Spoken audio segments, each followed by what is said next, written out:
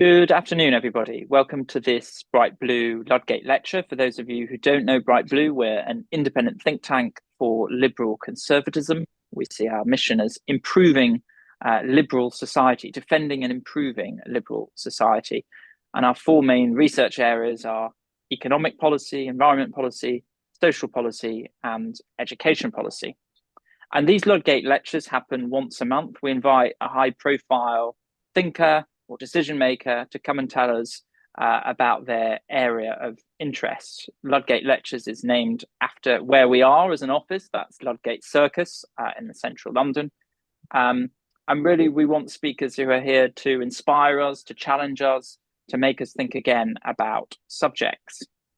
And we've got today James Wise, and James is a partner at Balderton Capital and a member of the UK government's Industrial Development Advisory Board. And he's recently written a very compelling book called Startup Century: Why We're All Becoming Entrepreneurs and How to Make It Work for Everybody.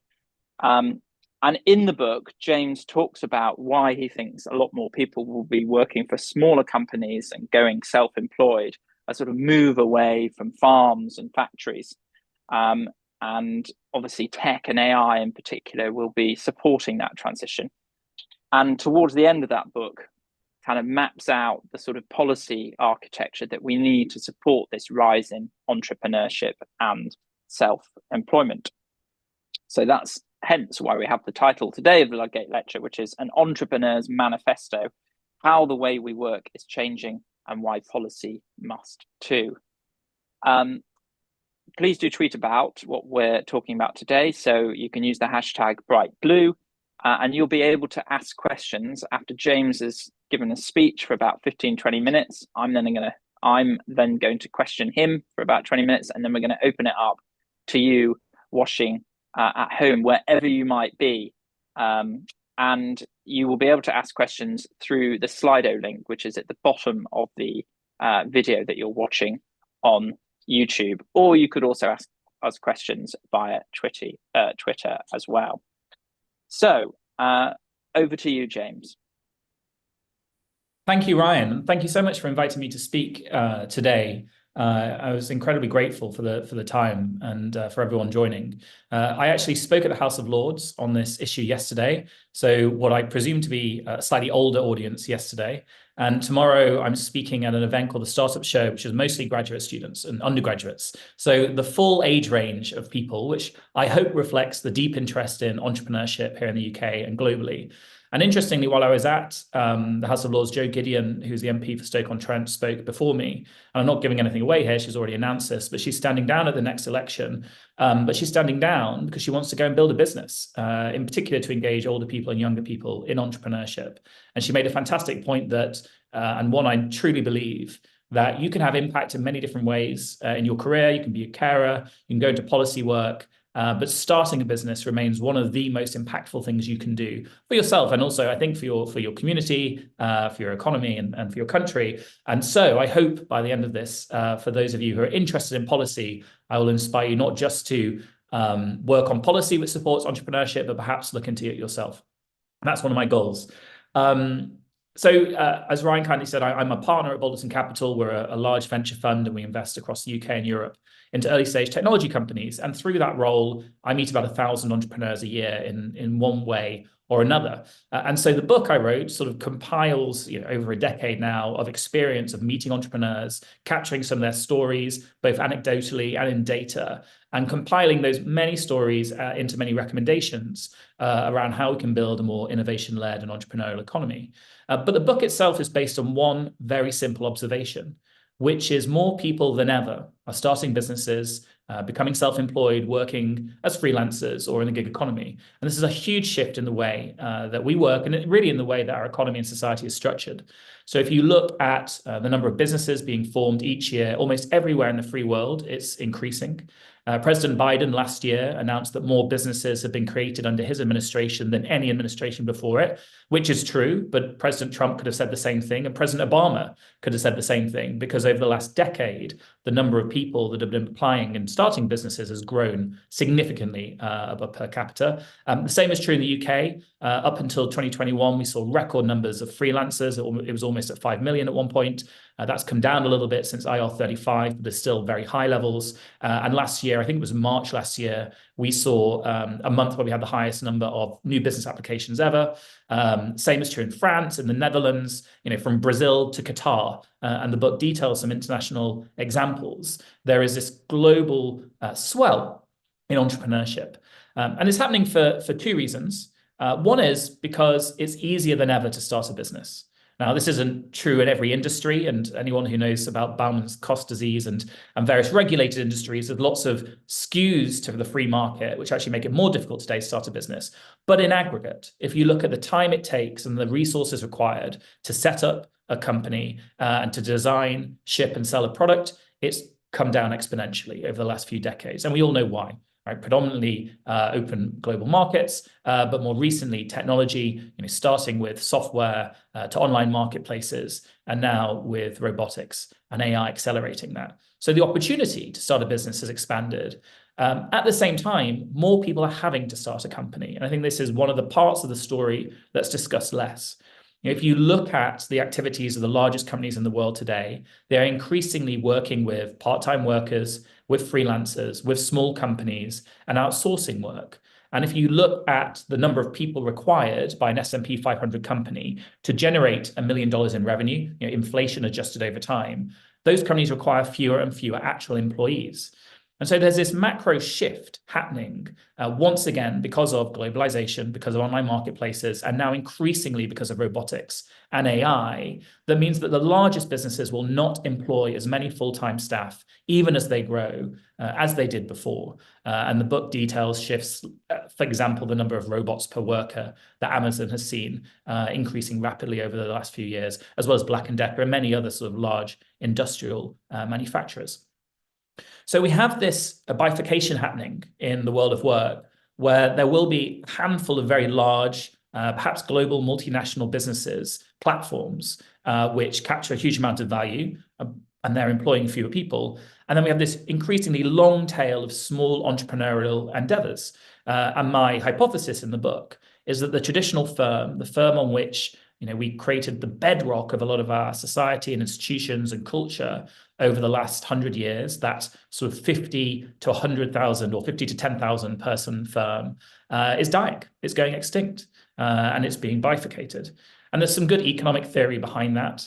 The reason these firms existed in the first place, sort of economic theory proposed and referred to as Coase's law, documented why there were agglomeration effects of having everything under one roof. Why did Walmart have its own satellite company, as well as its own marketing agency, as well as its own plush toy division? Because it made sense to have everything under one roof when the transaction cost of finding another incremental skill outside of the company or finding another incremental piece of machinery outside of the company was so high, it was better to have it internally. And now, because of all those technologies I mentioned and other shifts, Coase's law is struggling to hold tight. And as a result, I think we're seeing this proliferation of small businesses and possibly, the demise of the traditional firm. Now, many people are excited by that. Right. Overall, if you take global surveys from the Global Entrepreneurship Monitor, fantastic organization, they see, generally speaking, across income scales and across geographies, people are excited about starting their own businesses. In fact, entrepreneurship has never been in greater demand. And this is particularly true of young people. The Entrepreneurs Network put out a survey early last year of British young people between the ages of 18 to 25, and almost 2/3 of them said they expected they would set up their own business in the next 3 years, and over 1/3 of them said they'd already sold something online. And in many ways, I think entrepreneurship can help us tackle some of the more persistent issues with modern work. A lot of people talk about fulfillment in work today. There's, the book came out called Bullshit Jobs, a couple of years ago, which went viral. It's been incredibly successful. I don't particularly like the book, but there are a couple of good points in there, which says there are a lot of jobs out there which aren't fulfilling for people, right? If your boss is no longer human, they're actually an algorithm. If you're on contracts which feel that it puts you in a precarious position financially, if you're not doing something you feel personally passionate about, you can lack a sense of fulfillment. And dignity your personal dignity is so interlinked with dignity in work for many people, that actually fulfillment really matters. And entrepreneurship is universally a fulfilling experience, even when it's really hard. And when you survey entrepreneurs who are earning less than they were in their full-time job, and perhaps even working longer hours, they still say being their own boss, being masters of their own destiny, knowing that they are going to keep a majority of what they earn because they own the business and they own the proceeds of it, is the most fulfilling aspect of what they do. It's not necessarily the financial return. So I think entrepreneurship can help us tackle that challenge in the modern workplace of fulfillment and perhaps dignity. I think it can help us continue to find work in an era of volatility and increasing volatility because of the advances in artificial intelligence. I think entrepreneurial mindsets, entrepreneurial people are going to be able to seize on opportunities quicker. And I think we can tackle some of the issues around fairness in the workplace. There's a lot of criticism of the increasing gap between CEO pay and the average worker pay. There's a lot of people who feel there's biases in the workplace, perceived or actual, holding them back. Well, if you're running your own business, there is no boss who says, well, because you don't go to the same tennis club as me or the same place of worship, I'm not going to promote you.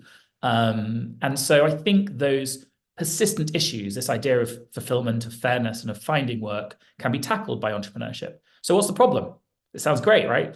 And the book really delves into, and this is sort of most of the book, the challenges with this bifurcation, that if the traditional firm goes the way of the farm and the factory, and it goes into either big multinational platforms or a long tail of entrepreneurs, then actually a lot of people are going to be held back by institutions in our country and globally, which were designed around the idea that you would have one job for life, that you would get progressively better within a niche, and you would have, in particular, relatively stable incomes.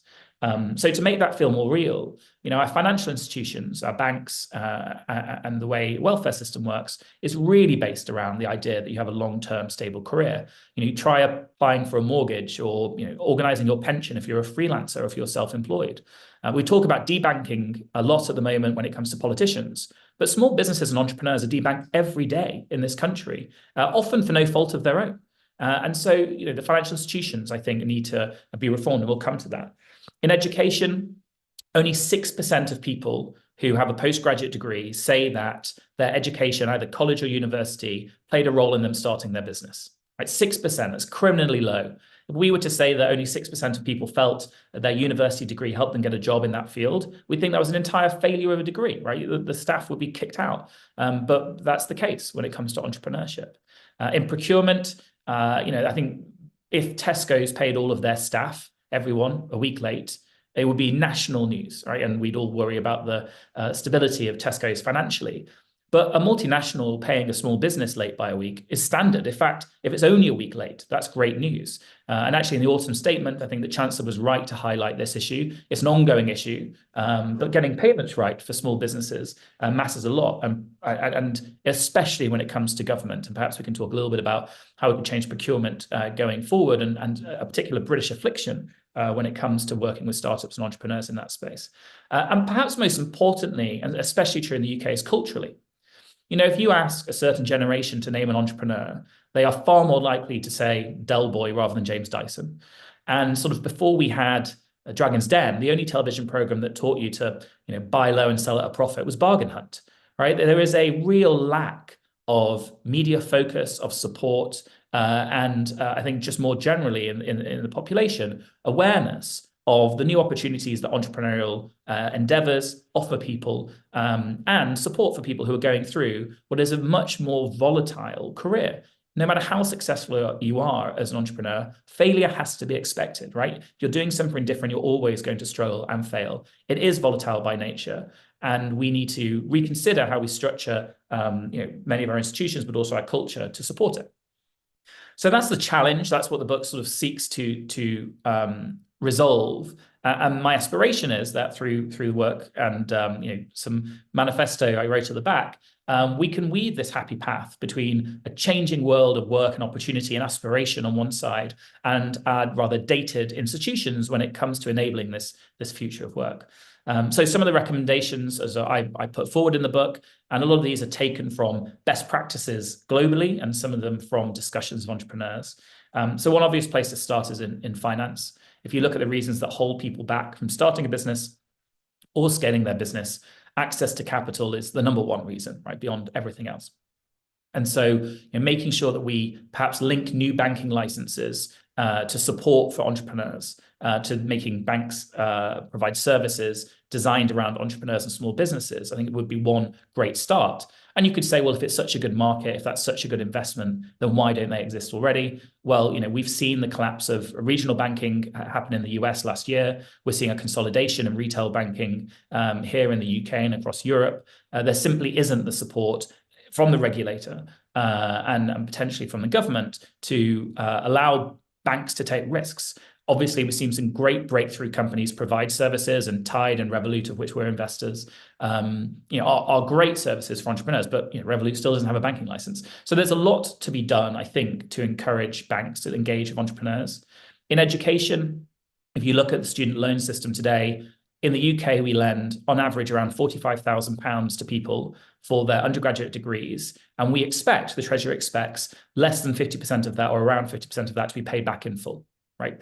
That return rate is worse than what's likely to come out of the bounce back loan scheme, a scheme which was rushed through to support businesses in real trouble, let alone businesses which could be led by entrepreneurs in more stable economic times.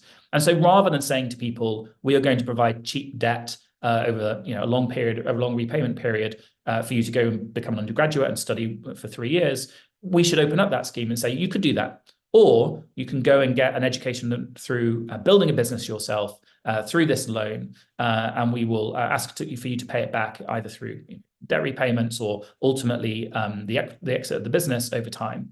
And actually, to the government's credit, we have the startup loan scheme. It's sort of been expanded and pulled back over the years. But that's had some good initial results, but it's relatively small compared to the amount of capital we extend to university students. And we've had schemes like sort of the new enterprise scheme in the past, which I think had some really good data around it, but once again got pulled back when budget cuts were required. But I really think investing in changing the way we think about education away from sort of a one-off position to broadening out access so that we can start new businesses, and indeed looking at more hands-on entrepreneurial programs would be a welcome change as well. When it comes to regulation, I suspect a lot of people here are interested in policy. The book has a manifesto at the end of it, so it tries to navigate some policy options. But if you put it into a UK context, over the last 10, 14 years or so of current Conservative government and successive Conservative governments, there's generally been some good movement to support entrepreneurship. If you look at the EIS and SEIS scheme, sure, it's not perfect, but that's certainly enabled a lot more people to raise capital for their startups. I think the government's made a number of good decisions in supporting people, and has said, we want to make education a lifelong thing, and made some movement in that area, which is great. And it has overall been supportive of increased venture capital. And that's just one asset class that supports entrepreneurship, but an important one. But there's still lots to improve. And if you look at just two of the most recent decisions when it comes to regulation around entrepreneurship, IR35 and R&D tax credits, there were attempts to improve both of those schemes to avoid effectively fraud. And there was definitely misuse of those schemes, I'm sure of it. But the evidence coming out of those changes in terms of the impact it's having on the ability of people to be freelancers or people to start up companies in very high-tech areas suggests we may have thrown the baby out with the bathwater here and overreacted, and perhaps we need to think again about just how those schemes work. Full expensing is fantastic and very welcome, but actually, if you're just getting going, you're not buying huge pieces of equipment, you're loaning machines, and you're using cloud compute, and R&D tax credits are a good way to incentivize that. And I think that's something that we could think about expanding again. But more than anything, we need to recognize that we need cultural leadership here. if education, like your university, has a very small role to play in the likelihood of you starting a business, the number one thing that people say encourages them to start a business is role models. It's seeing people around them, whether that's on TV or in the media, or it's people they know, often a family member or someone they work with, start a business. That's the number one reason why people say, I can do this too.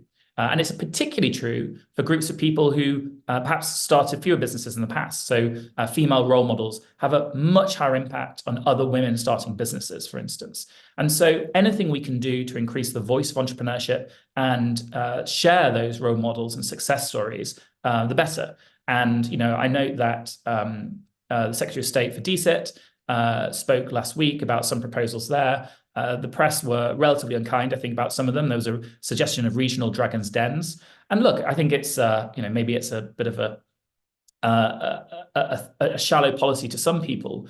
But actually, those local role models, successful entrepreneurs sharing their stories, both of failure and success, actually, and giving back to their communities, could play a huge role in inspiring and enabling another generation of people to try and navigate some of these huge challenges that remain to starting a business.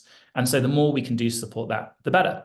And it matters, and I'll wrap up with this, these few facts. It matters. It matters because, as I said, I think it's inevitable that more people will have to work as entrepreneurs or in small businesses. And so we need to help them be productive and successful if we want a productive and innovation-led economy. But it also matters now because of the pure numbers. And often I hear people in politics say, look, this is great, interesting policy for when you're governing, but when you're campaigning on the doorstep, does R&D tax credits come up? No, it doesn't, I think is the truth.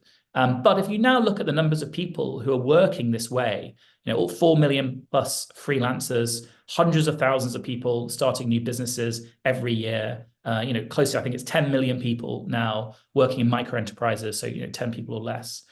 It's a significant number of people. And I think that voice is missing in the broader policy debate. Trade unions do a very good job for representing certain parts of organized labor.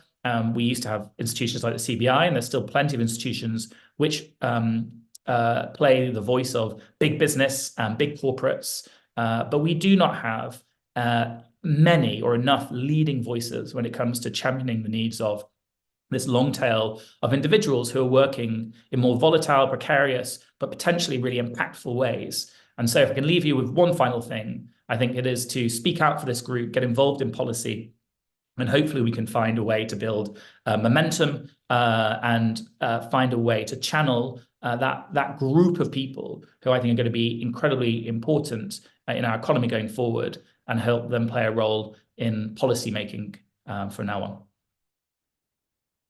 Great stuff. Thank you, James. Very thoughtful and factful. And obviously you were talking about people in politics and policy moving into entrepreneurialism, but I thought your book actually was a good example of a think tank report, really, because you had good typologies, lots of arguments backed up with facts, some good policy tourism, and then the recommendations towards the end of the report. So, perhaps you'd consider a movement into entrepreneurialism into the policy and politics world as well. Is that a compliment, Ryan? It is a compliment. It is a compliment. Okay, good. Yes, definitely. It is. Some people would suggest that becoming a politician may not always be a compliment, but I'm glad you meant it as a compliment. It's very good. Great. So I'm going to dive into some questions now. So the first is, obviously not everyone can be an entrepreneur. And there's an interesting quote in your book from Schumpeter, Joseph Schumpeter, about people who make good entrepreneurs, having an institutional capacity to see what stood in their way, an energy of will and mind to overcome static habits, and the capacity to withstand social opposition.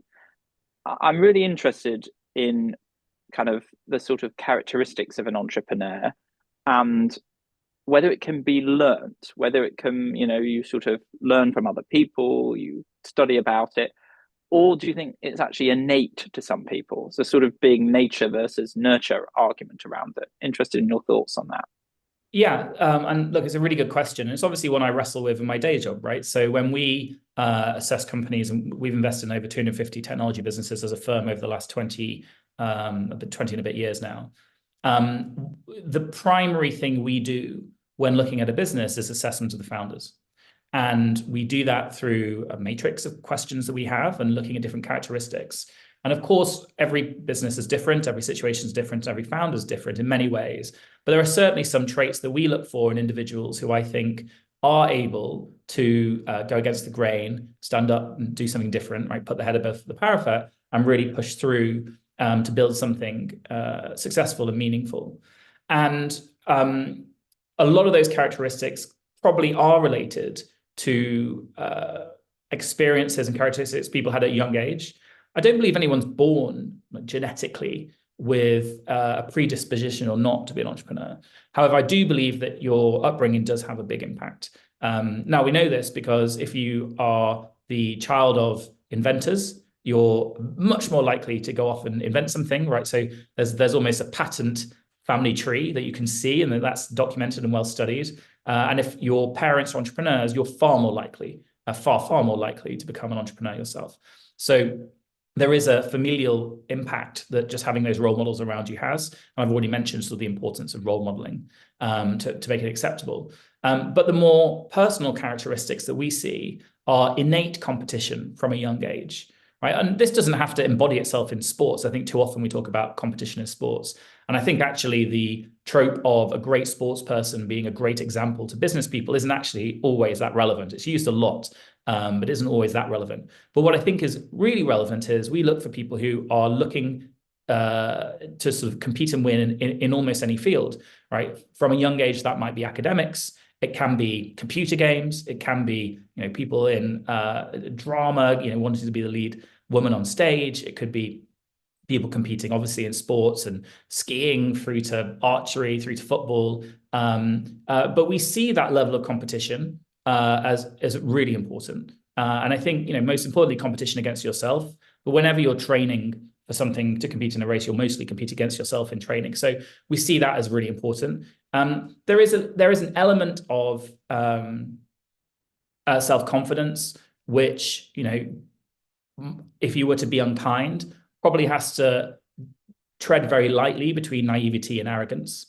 And I've sort of teased that out a little bit. Naivety, because you can't possibly know. If you're trying to build a really big technology business, for example, you shouldn't know. And if you did know what you're up against, you probably wouldn't do it. So you have to be kind of naive in that regard, and arrogant that you can, right? Arrogant that you can see this huge industry ahead of you that millions of people have worked in for decades. It's got all this resource, and you think you're going to beat them. So you have to have that some balance of that. And I think almost universally, we see people having a sense of anti-establishment.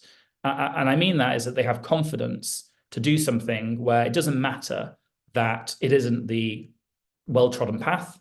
It doesn't matter to them that, someone's going to say, oh, my little Jimmy, isn't he doing well in the law firm? It doesn't matter to them that they're not going to get that kind of social accreditation. It doesn't matter to them that, they're not going to get pats on the back in the street, or they're not going to have a CV, which perhaps, gets all the tick marks that you might imagine on LinkedIn. None of that stuff matters to them, which it does to many people. Social accreditation, we're social animals. Social accreditation is really important to humans, but to the best entrepreneurs, actually, I don't think it matters to them very much at all. And I think that anti-establishment mentality, unfortunately, and to pull it back a little bit to the book, unfortunately leaks over to a general unwillingness for certain types of entrepreneurs to deal in policy, to engage with politicians, because they're not liberal in the sense of small state liberal or big state liberal on the American side. They're not small or large C conservative. I don't often see any clear political alignment, maybe leaning conservative historically. But what I mean anti-establishment, I mean they want to overthrow some large industry. So by nature, they sort of think the status quo isn't good enough. And so often they don't spend the time to engage in policy. I think this is a real shame, right? I don't think every entrepreneur should be lobbying at all. But I do think that as, in particular, the field I work in, technology, spreads into so many other industries, it comes up against naturally regulated industry more and more. And so those people should be engaging with policymakers. And if I look at a success story recently, we happen to be investors in a company called Wave, which is a group of individuals who met at Cambridge and left there to start an autonomous driving vehicle business. So they're doing software to improve cars, and they require regulatory change. in order to operate on Britain's roads, right? To have, I think it's L3 or L4 licenses to test their cars, they require regulatory change. So if they didn't engage with government, they'd be in real trouble, right? Because the government wouldn't know that they're there, they need this. But we did see regulatory change over the last couple of years, slowly, but progressively, and that business has gone on to show that it's actually incredibly competitive with Tesla, the best self-driving vehicle software out there in the world, and is raising capital and doing really well and hiring people here in the UK. So when you can get over that anti-establishment ethic, I think it can be really impactful. But I would say it's sort of a common trait, unfortunately, across many of our entrepreneurs.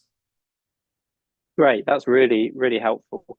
So for those, some of the kind of benefits of being your own boss that you talked about, the kind of freedom, the sense of purposefulness, how can we kind of democratize that? So there's obviously not everyone's going to be an entrepreneur and a successful entrepreneur at that, but some of those benefits that you get from running your business, how do you kind of widen that out to more of the workforce? And of course, lots of particularly tech firms that do very well sell shares and give those to employees. In the US in particular has quite a healthy market in terms of employee share ownership. This is kind of a good segue into talking about Bright Blue's recent report, hence why I'm doing it. I read the recent report. Yes, around democratic ownership. So how do we widen that to people who aren't entrepreneurs? How do entrepreneurs think about that to get the best talent as well? Yeah, and look, I can talk about role modeling, I can talk about education, but the best way to give people a taste of that is financial, right? And making sure that your efforts are financially rewarded in line with the success of a company. And I think, and I write about this quite a bit in the book, Silicon Valley got a lot wrong, and my industry got a lot wrong. But where I think it definitely got stuff right, and it continues to get stuff right, is that we enforce almost all employees at a certain stage, when a business is at a certain stage, get shares in the company, get equity in the company. And on top of that, as the company gets larger, we try our best. It's not always possible. We try our best to find liquidity for those employees. Because obviously our shares are aligned with their shares, right? So if we get liquidity, they get liquidity, which means we exit the business, we get our money back. But sometimes, you can facilitate internal rounds to make sure some employees can sell some of their shares anyway. And if you can do that, I think you really connect this idea of working for a business beyond just the annual pay packet, maybe, if you're very lucky, bonus, but actually aligning the long-term value of the business to your own success through ownership in the business. And I think it's one of the most powerful aligning functions we have in capitalism, in free market capitalism, and it's not used enough. And there's lots of reasons why it's not been used enough, right? Maybe it's corporate greed to one angle. Maybe it's that, it's actually quite expensive to do, right? If I'm doing okay and I'm a software engineer and I'm making £100,000 a year, okay, I don't mind getting another £20,000 in shares. But if I'm only making £20,000 a year, £25,000 a year, and I'm in London and I'm, not barely on the minimum living wage, then offering me £10,000 in shares, which I may get in 5 years' time, doesn't mean much, right? So it's not meaningful amounts. And so it's not liquidity that means anything to me right now. And so it's fine to say, okay, give employees shares, but with that, it has to come liquidity. Now, there's lots more the government could do here. Angel investing in the UK is a success story. As I mentioned already, things like SEIS and the EIS schemes, while not perfect, sort of encourage wealthier individuals to invest in small companies, private companies, provide liquidity to them to some degree, which they would obviously spend in growing their business. But if you look at platforms like Crowdcube and Seedrs, they offer secondary markets now. And I think sadly we're actually raising the minimum limits that you have to earn in order to be a high net worth individual who can participate in those kind of transactions. And we risk, therefore, actually shrinking the market for secondary activity. If we were to enable secondary shares and encourage more people to buy and sell shares in their companies, I think that would be a really positive thing as a whole. At the extreme, I don't think it works. And actually, if you talk to people who are very utopian about cryptocurrencies, they would argue that token ownership in a cryptocurrency set up on the blockchain within your company is one way of distributing highly liquid shares. I think at the extreme, actually, it doesn't work because being on the stock market, I'm on the board of a public company, being on the stock market has its benefits and has lots of drawbacks. And you don't want small private companies being traded every day based on someone's tweet saying this works or this doesn't work, right? That volatility isn't helpful. And I think that's why token-based incentives may not work. But I do think share ownership is absolutely critical. And we can educate people around it. You can highlight successes, but ultimately it's money in the bank, which makes the most difference to people. And so doing anything we can to make sure that not only people get shares, but get regular liquidity for them, I think is welcome. On your particular piece of work, which I thought was very well written and argued, I personally am against the idea of mandating or even through mandating through majority force how a board should be structured. I actually think that you need to align boards with the best long-term financial interests of the company, and the best way to do that is through long-term capital. However, I do think one thing you can do, and long-term investors should do this because it's in their interest, one thing you can do is look to enforce liquidity events for companies in a specified time period, something sensible like 3 to 5 years. Great, very interesting. And obviously, the UK is very dissimilar to Europe, where it is mandated that large companies have a certain degree of worker representation. Where do you think, where would you prefer to start a technology business today, in Europe or the UK? Well, no, this is true. This is true. But yeah, and obviously the proposal we were talking about was only if there was a referendum and only for. I know. I understand. I was overall, I thought the report was very good. Good. Well, I'm glad that you read it in detail as well. So one thing I want to talk about, which you really bring out in the book, is the sort of rise of secondary work and people doing kind of portfolio careers. I'm very interested in this because, people who are higher up the income spectrum do tend to have multiple jobs, right? They serve as non-exec directors and consultants. How do we democratize that, considering the benefits that you get not only to your income, but access to new skills and knowledge and relationships, particularly when retraining completely is often just financially unfeasible for people the older they get in particular, but actually having secondary jobs allows them to sort of develop new skills and relationships. So I'm quite positive, or optimistic rather, about the way that generative AI may help with this, because it often it can make people more productive, so frees up their time to do other things. And also, some of the kind of training benefits that you get from it as well. And I can just imagine a scenario where there's people who are very talented and skilled who are able to work with AI rather than hiring lots of different people to do particular jobs. So I'm just, you've talked about, for example, in your book, the right to paid leave for training. So that could be one way of facilitating people to do side hustles and side gigs. I think, for example, you should be able to ban exclusivity clauses in all employment contracts. It's banned now from 0 hours contracts and for people on very low earnings. But why should companies ban any form of kind of second jobs? Obviously, the employee has to be working during the set time, but above and beyond that, don't see why that should be a problem. So just interested in your views, because some people say, gosh, you're going to work people to death if allow them to do secondary jobs. But do you actually see that as a future, that we have, not just a kind of, when people said it's the end of job for life and people switch jobs, but actually it's the end of a job for a week. You could do multiple jobs in a week. Is that, do you see that as a trend and as a positive trend, and how do we support it more? Yeah, 100%. Well, firstly, just on your point, I completely agree with banning exclusivity, right? And I think that anything we can do to free people up, remove regulations, and encourage people to try new things, the better. And actually, things like NDAs and sort of enforced non-competes and exclusivity, I think, all kind of outdated legislation. California has got rid of some of that already, so very pro it. Right, it's pro-worker policy, but it's pro-innovation policy as well.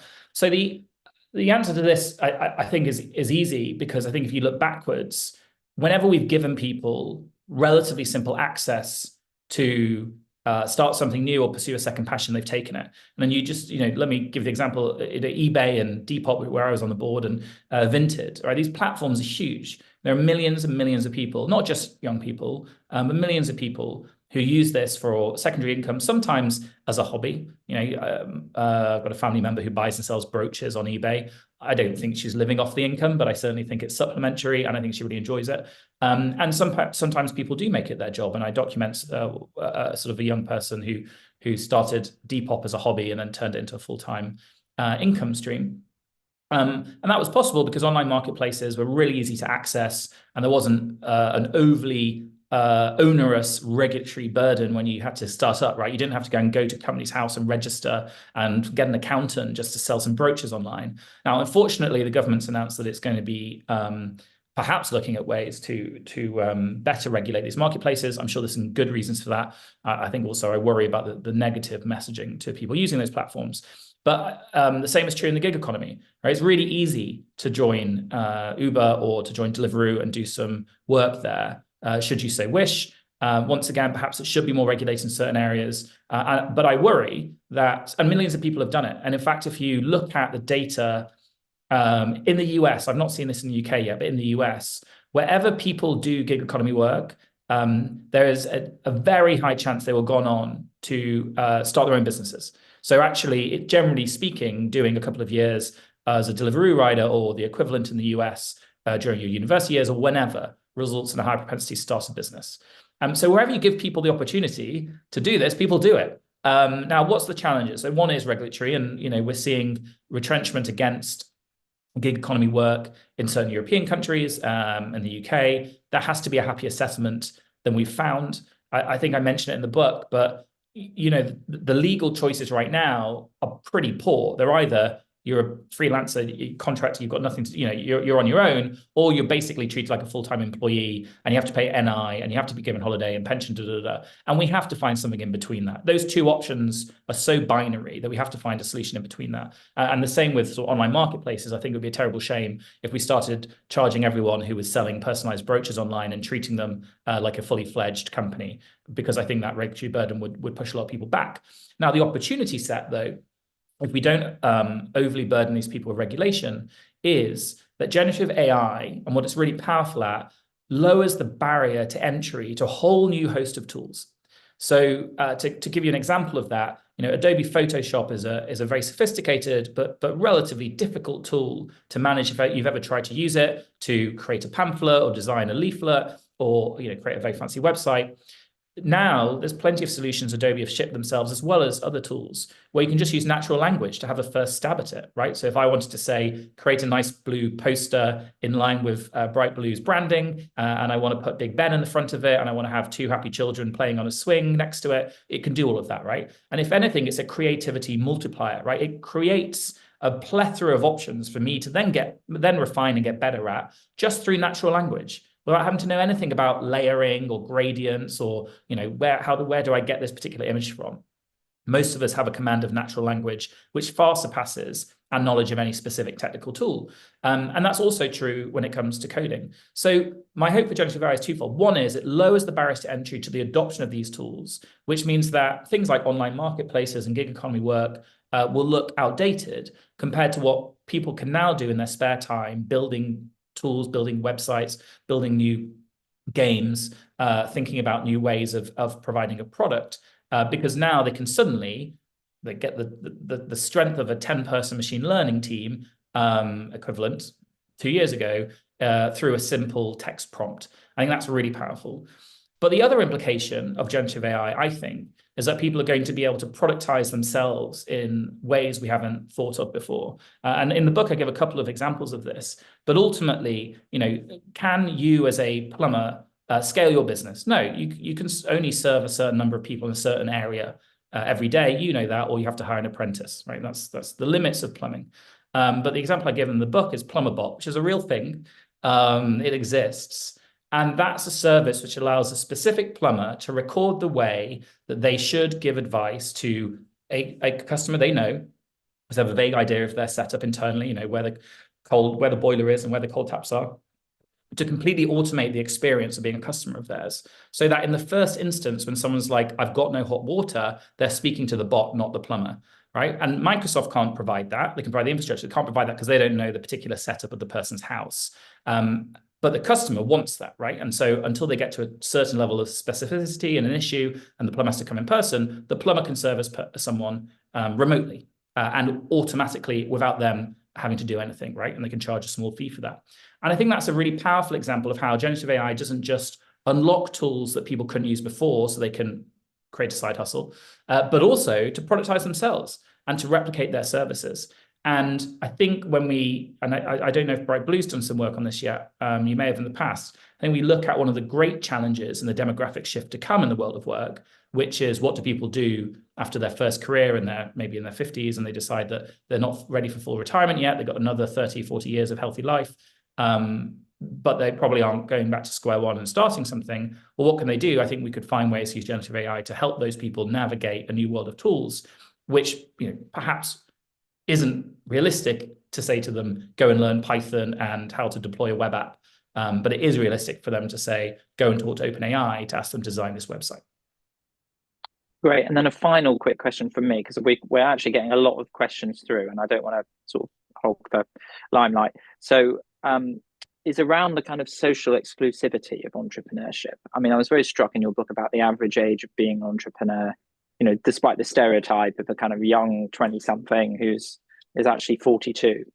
And considering the kind of risks associated with entrepreneurships, is it a danger that either you get slightly older people who've got a bit more of a financial cushion, or really people with wealthy parents? And you've given some evidence already in the book and in this talk about, having parents who are entrepreneurs really increases your chances. And obviously coming from wealthier background does. So I'm just interested in how we can you don't obviously want to remove risk altogether because that's inherent to entrepreneurship and there's benefits to attracting those type of people because of the risk reward associated with it. But how do you kind of lower the barriers? What sort of financial products, not just public policy, but how can financial services better support those sorts of people as well? And you've mentioned the student loan system and widening that out, which I sympathize with. But are there other things you think that we could be doing to make entrepreneurship less socially exclusive? Yeah, and look, it's a real issue, and it's one I care about a lot. We see people come from all types of entrepreneurial background, and that may mean people with no academic background and people whose parents were entrepreneurs, but they were maybe builders. In my case, my dad was a second-hand car salesman. I consider him an entrepreneur, but they're not necessarily people who went on to create vast wealth through it. But despite that, it is true that generally speaking, people starting businesses in the UK have a bit more money and therefore a bit older, or they inherited it. Or they've been given financial support by their family. That is true. So there's some things you can do to replicate that. The student loan expansion is one. The second one is continued expansion of the angel investment program. All right, I think if you look at what the UK government incentivizes you to do through your ISA, which is basically save for a very long period of time for your pension into public equities, that's fine. But most of that money is going off to US companies and the NASDAQ and S&P 500, sadly, or it's going to the FTSE and supporting oil companies and mining companies and extractive businesses. A British ISA, which was used to support private investment into small companies, I think could be really powerful to unlock all of this talent, which can't start a business because they don't have access to capital, but also would be superior returns. I've worked a lot with the government on how do we reform some of the outdated regulations on pension investment in the UK, where a vast majority of the beneficiaries of technology successes in the UK happen to be international pension holders, right? Canadian firemen, because of the way that we've restricted our pensioners' ability to actually get exposure to UK technology companies. But you could broaden that out to much earlier stage businesses. So that's an obvious one. I think there's the provision of infrastructure, which I think really matters.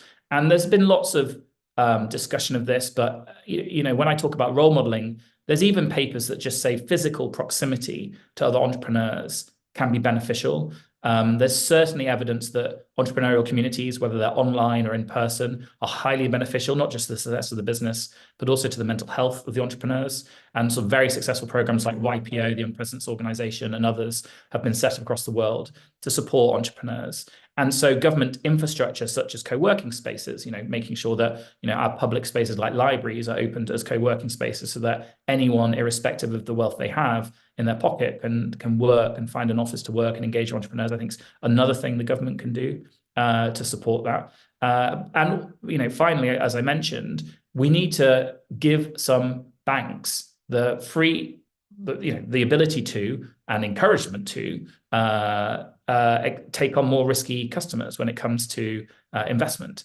I think that the long-term profile of returns in private investment and venture capital are incredibly strong. The challenges in the short run, you don't see much by nature, right? This is a long-term patient asset class. It's illiquid, and it should be. Those are all good things for entrepreneurs. But as a result, banks, which can be a bit more short-termist, may worry about that kind of profile, especially illiquidity piece.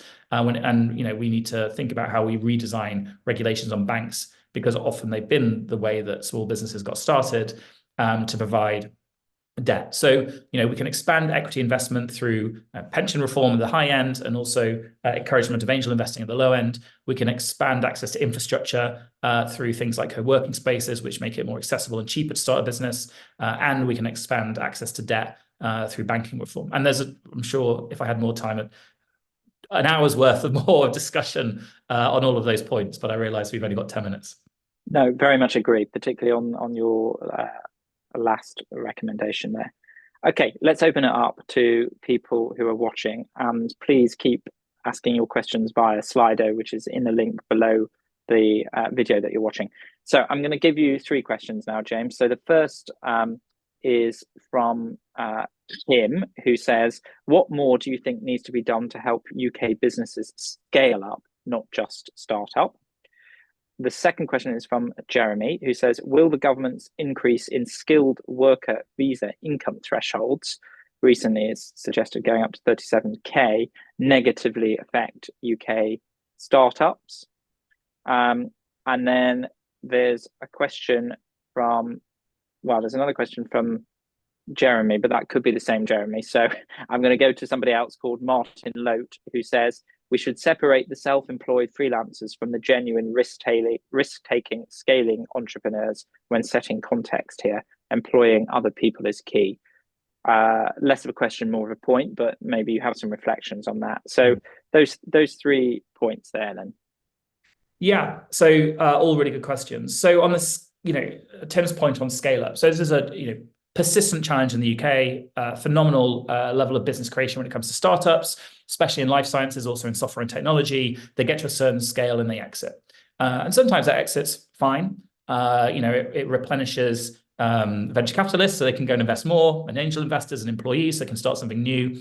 And it's important to recycle capital. But it can happen prematurely in the life cycle of the business. And obviously, it means in the long run, you don't see as much of the tax base staying here in the UK and the returns for investment staying here in the UK, damage to capital markets. It's got a bunch of issues, right? The obvious lever is capital, right? It's the number one thing. And so I can talk to you a lot about the many regulatory hurdles I think our businesses face, especially in life sciences and agriculture, but other areas as well. But it's ultimately capital. And if you look at the dollars deployed per capita in the UK, the government rightly makes a big noise about the fact that we're number 3 in the world after the US and China in terms of venture capital dollars deployed. But a vast majority of that comes from international funds, vast majority, which means that their locus pulls companies away and often may end up in M&A to international places. But also, it is far less than our US peers when it comes to scale-up capital, those later rounds. So Balderton Capital, I think we've been very fortunate to be successful over many funds. We're mostly focused on Series A through to Series C investment. Those pre-IPO rounds are very rare in the UK. Those $100 million rounds, which sounds like a lot of money, but if you're building a $100 billion business to rival Google and Facebook, you need them, are almost non-existent in the UK. And the $1 billion rounds are very, very rare. So overall, we need more scale-up capital. And we can do that by unlocking the biggest capital base we have in the UK. And I think it's the 3rd largest capital base in the world, which is our pensions industry. It is, as I've mentioned, ridiculously skewed against investing in UK private equity. At the moment, the government and the Chancellor pushed through some great reforms, promised some great reforms through his Mansion House speech, and the current Chancellor is really focused on this, as was the Prime Minister when he was Chancellor, as was Philip Hammond when he was Chancellor, as was George Osborne when he was Chancellor, and I met with all of them and discussed this with them. So it is a slow-moving priority for the government. Once we get there, I think it will be a good outcome. But it's capital, and I wish I had a more sophisticated answer, and I can go into employment rights and everything else, but it's capital. On the skilled worker changes, so yes, this will have an impact, and I think that one of my concerns is that when you start a business, you may, even very skilled workers may pay yourself very little, right? In the first couple of years, you may pay yourself basically, what the Americans would say, sort of a ramen living. Here I guess it would be a pot noodle salary, because you're putting everything into your business, right? And you believe in the long run it's all going to pay off. But you have to make sacrifices, and you have to, put every resource you can into hiring people or marketing or the product and design and manufacturing. And so often people do sacrifice a huge amount when they start their business. And so although they're building something really valuable and their value on paper through their shares may be high, their actual salaries may be low. And so making sure that we don't stop people looking at entrepreneurial opportunities and instead force them to go and take high salaries from large institutions in order to keep their visa is really important. And that's also true for the new spousal arrangements as well, right? And I understand how certain parts of the immigration system seem to be being gamed to some extent.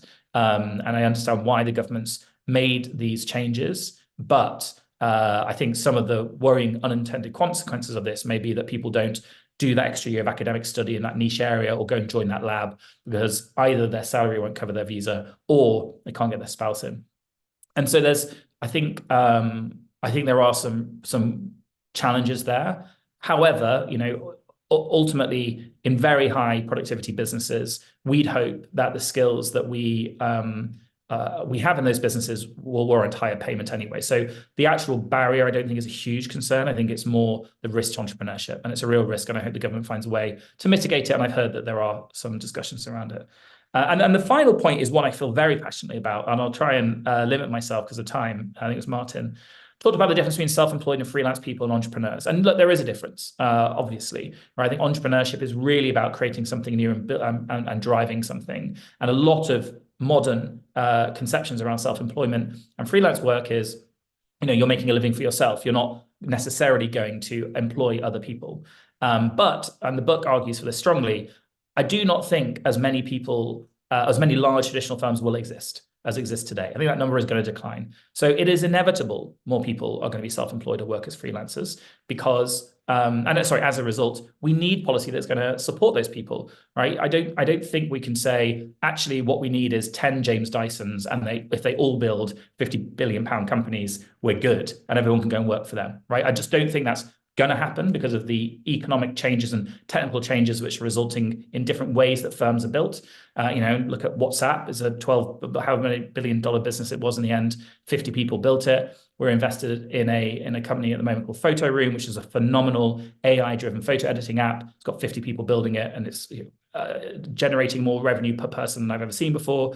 I think these kind of businesses are going to become more common, smaller numbers of people, much more productive. And so I don't think we should just focus our eyes on people who are going to hire 10,000 people, because I think we're going to have many more people who are self-employed. But secondly, and the book posits this as well, I imagine we will see self-employed individuals build businesses worth hundreds of millions, if not billions of pounds in the years to come. I think that's entirely possible. We're seeing it in entertainment already, right? I mean, Kim Kardashian now has a big team. She didn't need one to get going. There's many, many viral stars who don't need anything apart from access to TikTok to make huge sums of money. But I think we're going to see it in many other industries. I think we're going to see people writing computer programs, in particular AI agents, which are so successful, they never hire another person, but they generate huge amounts of revenue and huge amounts, hopefully, of tax base to reinvest at the same time. So actually, I do think focusing on the self-employed and freelancers matters. They are, as I said already, a large number of people, with 4 million people working as freelancers and more than that, in self-employment. And I don't think we should discourage it. There is a tendency, I think, in economic policy historically to say big is beautiful, right? We just need to get the heads of the 10 biggest companies in the room and we'll sort everything out. And I think that era is over. And finding ways to engage people and support those people who are inevitably going to be self-employed to make their lives easier and hopefully their work more productive, I think will benefit us all. Great. I'd certainly agree with that. And the sort of number of employees you have is often a vanity figure, right? And compared to the kind of quality of your product and the productivity that you have. And interesting, you think that's going to be a trend towards smaller generally. A final question, because we are running out of time. So it's very quick. And I think it's a really good question, actually, from Nick, who says, what policies might upcoming party manifestos include to better support entrepreneurship? So I read this question not as what do you think should be in the manifestos, because obviously you've spoken about that during your lecture, but from the conversations you've had and the readings that you've had of, say, the Labour Party and Conservative Party MPs, ministers, officials, advisors, what policies do you think are most likely to come through? Where do you feel that there's some traction, some momentum behind certain policy changes? Yeah, so there's, and I get invited to some of these discussions, and feel very fortunate to people at least seem to be listening to me. I don't know if I ever have any impact, but they write stuff down. And in part, obviously, I strategically released the book now because I was hoping that it might play a role in some people's thinking, right? It's sort of an agitprop, a device. But I think digital skills is going to be an obvious area where people really lean into. The apprentices scheme has some success and some challenges, but rolling that out and saying, actually, we're going after lifelong learning. We're going to have to completely rethink the way that the education system is structured post-18.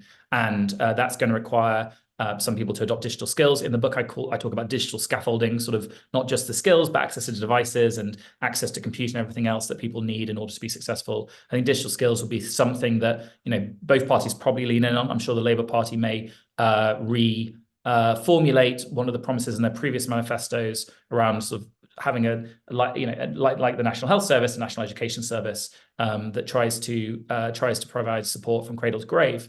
And I'm sure the Conservative Party will lean into what they're already starting with DSET, which is providing sort of regional focus support for digital skills as well. So I think there'll be a lot of stuff around digital skills, helping people get better paid jobs, basically through upskilling, and apprenticeships being a way to do that. I think financing and funding of businesses and entrepreneurship will continue to be widely discussed. I don't know if it's a vote winner talking about pension reform, but I certainly think making funding available locally for local entrepreneurs to build businesses locally, I think is going to be something which comes up. There may be promises around linking that to sort of local education authority or local council budgets as well.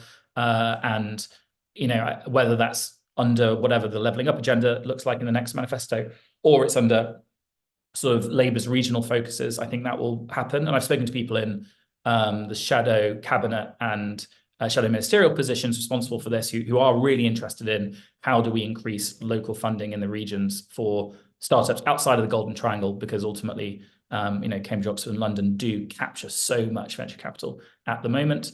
And that may be linked to pension reform that has to, will reform the pensions, but they have to invest in certain local regions as well. And I hope, I don't know this, but I hope more is done to help out freelancers, to reform IR35 and to provide financing to them and to the self-employed. I haven't seen it come up yet. Maybe as we get closer to manifesto time, it will be discussed. But ultimately, as I said, I think it's an important voting block, and I hope they're listened to because they deserve to be. Great, very insightful and often very inspiring stuff. So thank you, James, for sharing an hour with us this afternoon to talk through your book. And I do recommend to everybody watching to read that book, because I think it's fantastic. So just to say that we've got a big event coming up actually in April. So on the 15th of April, Bim Afalami, who's the Economic Secretary to the Treasury, is doing a keynote speech on the future of UK finance. So watch out for that. And obviously, finance is the fuel of entrepreneurship. So very relevant to this discussion today. So please do look out for that. And wish everybody a great afternoon and a kind of virtual round of applause for James. Thanks very much, and see everybody again soon. Bye-bye. Thank you, Ryan.